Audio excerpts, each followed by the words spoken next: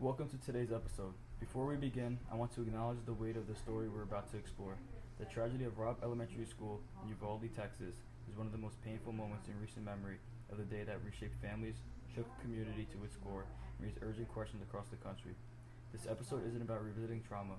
It's about understanding, it's about honoring the children and educators whose lives were taken and recognizing the strengths of those who survived. The parents, siblings, teachers, neighbors, and first responders who carried off the weight of that day ever since. We'll look at what happened through a lens. We'll talk about the systems that failed, the voices that demanded answers, and the ongoing efforts to support healing in Uvalde. We'll hear from experts who study school safety, from community members who continue to advocate for change, and from those who believe that remembering is a form of responsibility. As we move through this story, I invite you to listen with care. These are real people, real families, and a real community still navigating grief and resilience. Our goal today is not to sensationalize tragedy, but to understand its impact and to consider what it means for all of us who believe children deserve to feel safe in places where they learn, grow, and dream. This is a conversation about loss, but also about courage, accountability, and the ongoing work of rebuilding. Thank you for being here with us. Welcome back to the podcast. I'm Anthony, and this is Elijah. Today we're going to go over some questions about the case. For the first question, did the case change any laws, policies, or public attitudes? Yes, it increased public outrage over school safety and police response. And in Texas, it accelerated efforts to tighten school security requirements, training, and oversight. Nationally, it started debates over gun access, school safety, and law enforcement accountability. Did this case lead to any legislative changes or policy discussions? Yes, in Texas, it helped drive laws like House Bill 3, which expanded school safety mandates, which are armed security on campuses, more training, stronger safety plans, and audits. It also sparked wide policy discussions about active shooter protocols, command failures, and gun legislation. How has the school security industry evolved in response to rising concerns about school violence? It has shifted toward more integrated safety ecosystems, layered physical security, better communication tools, more training, and ongoing safety audits. There's stronger demand for realistic drills, coordination with local police, and proof that plans actually work, not just exist on paper. I have two more questions. What new technologies have emerged, and how are schools adapting to them?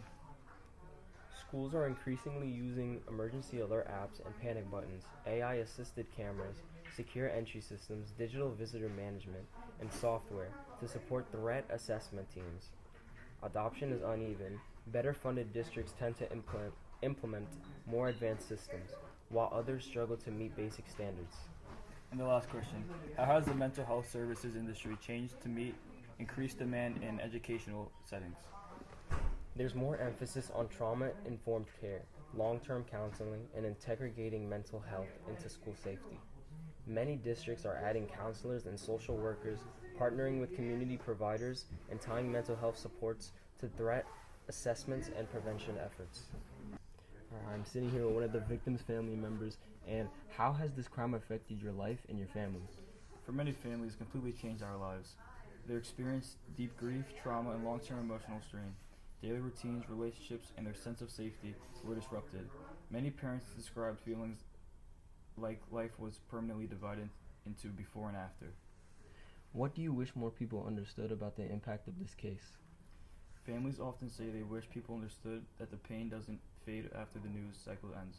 The trauma is long-term, affecting mental health, work, relationships, and the ability to feel safe in everyday places. They also want people to understand how failure is response and prevention added layers of anger and frustration. How do you feel about the outcome of the case? Families express frustration, disappointment, or a sense of injustice. Delays, conflicting information, and a lack of accountability left them feeling that the outcome didn't match the severity of what happened. Others focused on continuing advocacy because they felt that the case itself didn't bring closure. How was this case portrayed in the media? What was the coverage, fair or biased? Coverage was intense, emotional, and highly critical of the law enforcement response. Many outlets focused on the long delay before officers intervened, which shaped public perception. Some failures felt the coverage was fair because it exposed failures. Others felt it became sensational or overwhelming. Did social media play a role in shaping public opinion or the investigation? Yes, social media amplified outrage, spread real-time updates, and pressured officials to release information. It also helped families share their stories directly with the public. At the same time, it contributed to confusion because early details were inconsistent or incorrect. Was there any conspiracy theories, misinformation, or public outrage surrounding this case? Yes, misinformation spread quickly, especially about timelines, motives, and police actions. Public outrage was widespread, driven by conflicting official statements and leaked videos. Some conspiracy theories circulated, but the dominant reaction was anger over the response failures. How did the case affect the lives of those involved after the trial ended? Families continued to deal with grief, trauma, and public attention. Many became advocates for safety reforms or accountability. Law enforcement agencies and school officials faced long-term investigations and public distrust. The community as a whole struggled with ongoing emotional and social impact. Last question. If this case had occurred 20 years ago, do you think the outcome or public relations would have been different?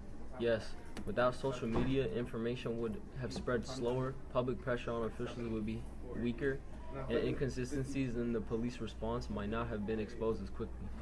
The national conversation would likely have been less immediate and less intense.